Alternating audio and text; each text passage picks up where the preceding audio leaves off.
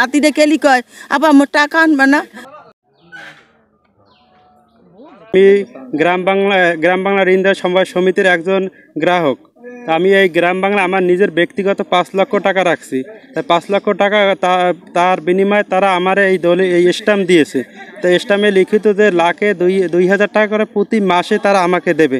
আমার টাকার বয়স প্রায় 4 বছর হয়েছে, 3 বছর হয়েছে, 1 বছর হয়েছে, এর বিভিন্ন মেয়াদ আর কি টাকাটা রাখা।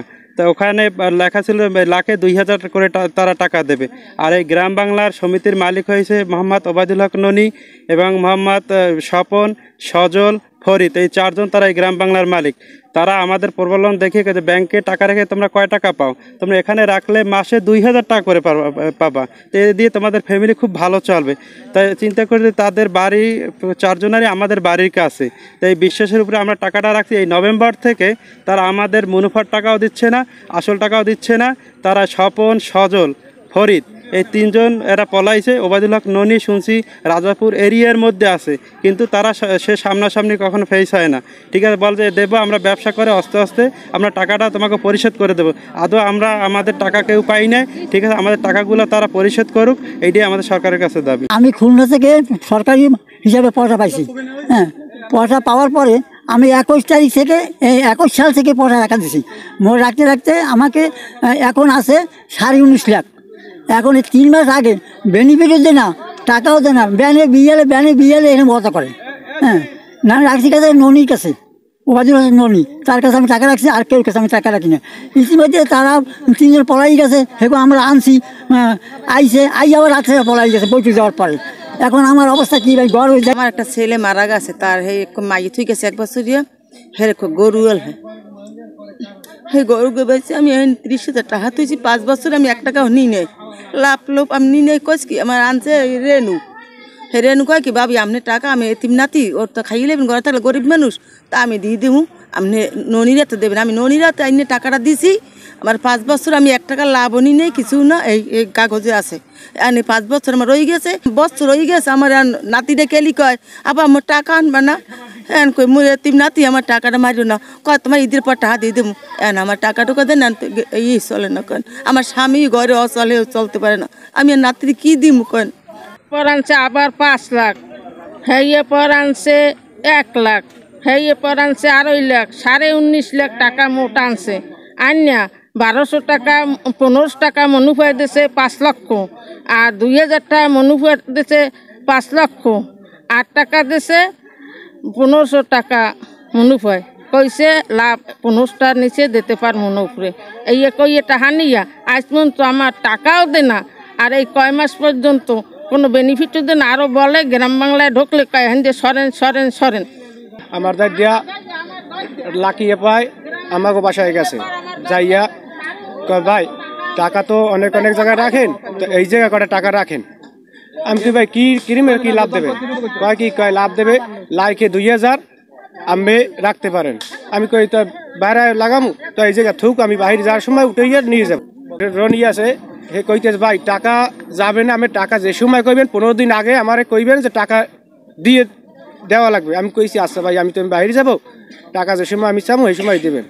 আমি 15 দিন আগে আইসি, টাকা হারাবাড়ি আমি থইছি 3 মাস হয়েছে, এই টাকাটা আমি 3 মাস আগে থইছি। তো আমি এই যে এবার একটা ডিপিএস করছি মাসে 2,000, তো আমার 1 মাসের 6,000 টাকা দিয়েছে 3 লাখে, আর আমার 1 টাকাও দে নাই। কয়েক পরের সপ্তাহে আইয়েন, এরপর কয় ফিমে আসে 15 তারিখে আইয়েন। আমি আইসি, এখন কয় ভাই টাকা এই জায়গায় নাই, পরের 20 তারিখে আইয়েন। 20 তারিখে আইসি মন্তর, কয় ভাই টাকা কোনো নাই, কয় টাকা পরে দেবে, আস্তে আস্তে দেবে, আস্তে আস্তে। গ্রাম বাংলার সমিতির মালিক মোহাম্মদ ওবায়দুল হক ননি আমার বাড়িরই লোক। আমি 18 বছর পরবাসী আসালাম।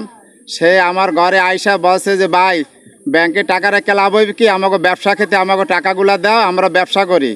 তারপরে আমি চিন্তা ভাবনা করিয়া বহুতবার আমার ঘরে গেছে, সবাই গেছে, তাকে 4 জন লোক মিললা সদস্য 4 জন লোক মিললা যাইয়া বলছে যে ভাই দাও, আমরা তোমাকে মাসে লাখে 2,000 টাকা করিয়া ব্যবসায় টাকা দেওয়া হইব। হ্যাঁ, তারপরে আমি চিন্তা ভাবনা করিয়া তার উপর দায়িত্ব ছাড়িয়ে দিছি, একই বাড়ির একই ঘরের সাথে ঘর।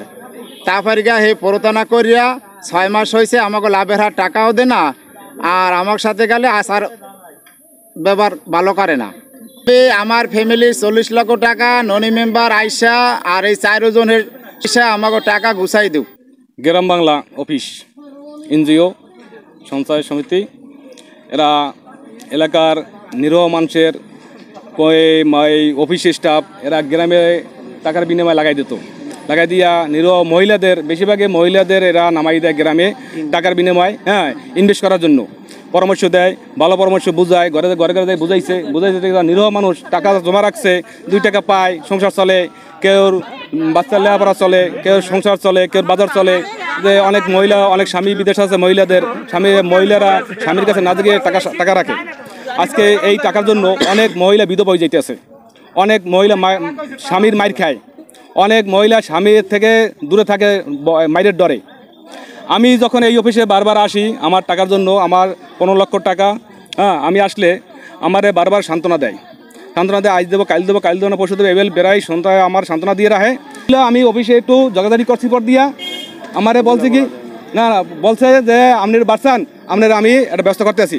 সে জাহাঙ্গীর পুলিশের মাধ্যমে একজন সরকারি কর্মচারী, তার মাধ্যমে আমার কাছে একটা জালিয়াতি করছে, যা অসম্ভব। যে আমার একটা ব্যালেন্স চেক দিয়েছে, কর্মসূচির যে চেকগুলো আছে না, ওই চেকটা আমার, কর্মসূচি অসহায় যে ভাতা যে চেকগুলো যে উড়ায়, এই বস্ক ভাতা, ওই চেক ওবায়দুল হক ননি সে জাহাঙ্গীর পুলিশের দিয়ে পাঠাইছে।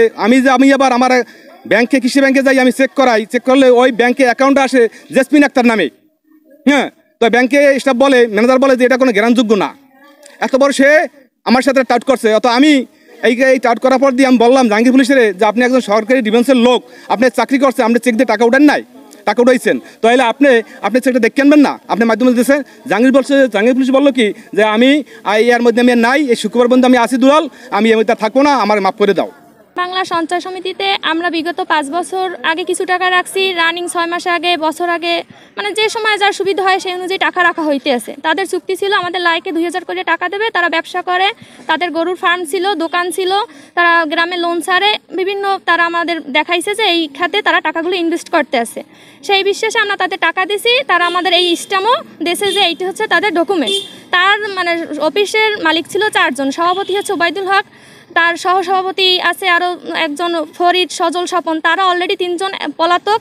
আর এই ননি সেও পলাইছে। কমিটি ছিল, কমিটি করছে, কমিটি হচ্ছে ইব্রাহিম মাস্টার, প্রাইমারি স্কুলের হেডমাস্টার, শাহাদাত আছে, তোতা আছে, আরও কিছু আছে ব্যক্তিবর্গ যারা কমিটি হয়েছে। তাদের সাথে কথা হয়েছে যে যেহেতু একটা সমস্যায় পড়ছে, তারা 2 বছর সময় চাইছে, যে 2 বছর পর এইটা মেকআপ করিয়া আমাদের টাকাগুলো বুঝাই দেবে। আমরাও তাদের সময় দিছি, কিন্তু কি মাঝখান দিয়ে কমিটির মানুষ তাদের থেকে 4টা ব্ল্যাঙ্ক চেক এবং 4টা স্টাম্প নেছে। তখন আমরা বলছি যে যেহেতু ওই কান্দার মানুষ টাকা নেছে, মানে ব্ল্যাঙ্ক চেক নেছে, স্টাম্প নেছে, তো আমাদের এই সাইডেও ব্ল্যাঙ্ক চেক স্টাম্প দেওয়া হোক। আমাদের একটা সিকিউরিটি কি 2 বছর পর যে তোমরা টাকা দেবে সেটার সিকিউরিটি দরকার না আমাদের। সেই সিকিউরিটি সাপেক্ষে আমরা তাদের কাছে চেক চাইছি। চেক চাওয়ার পর ননি, এই ওবায়দুল হক যে সভাপতি, সে অনেক দিন ধরে, 15 দিনের মতো ধরেই সে পলাতক, বাড়িঘরে আসে না, তার বৌমইগুলোও সে বাড়ি দিয়ে সরাই দিয়েছে। এখন সে আমাদের বলতে আছে লাভ দিতে পারবে না। আর কমিটিওয়ালারা বলতে আছে, কমিটিওয়ালাদের কাছে যাইলে তারা বলে যে আমাদের হাতে কিছু নাই, আর সভাপতির কাছে গেলে সে বলে কমিটির হাতে। তাহলে আমরা সাধারণ জনগণ, আমরা এখন কারো কাছেই কোনো স্থান পাইতেছি না। আমার সাথে চুক্তি ছিল, আমরা সবাই তো গ্রাহক, কিন্তু আমার নাম ফারজানা, আমি 15 লক্ষ টাকা পামু। আমার সাথে চুক্তি হয়েছে যে তারা ব্যবসা করে, আমারে মাসে 2000 করে টাকা দেবে, লাখ কিস্তি। কিন্তু এই 6 মাস পর্যন্ত আমাদের কোনো 10 টাকা দেয় না। বলতে আছে যে আমাদের অফিসে একটু সমস্যা হয়েছে, তোমরা অপেক্ষা করো, আমরা একটু মাঠে ওপেন হই, তারপর তোমাদের টাকা দেবো। এরকম করে আমাদের ঘুরাইয়া এতদিন রাখছে। তারা ইতিমধ্যে কয়েকজন কমিটি নিয়ে তারা বসছে, কমিটিরা তাদের কাছ থেকে ব্ল্যাঙ্ক চেক, ব্ল্যাঙ্ক স্টাম্প নিয়ে গেছে। তারা অলরেডি জুতে কালেকশন করে টাকা পয়সা খাইতে আছে। আমরা সাধারণ জনগণেরা কিছুই পাইতে আসি না, যারা কমিটি তারাই খাইতে আছে।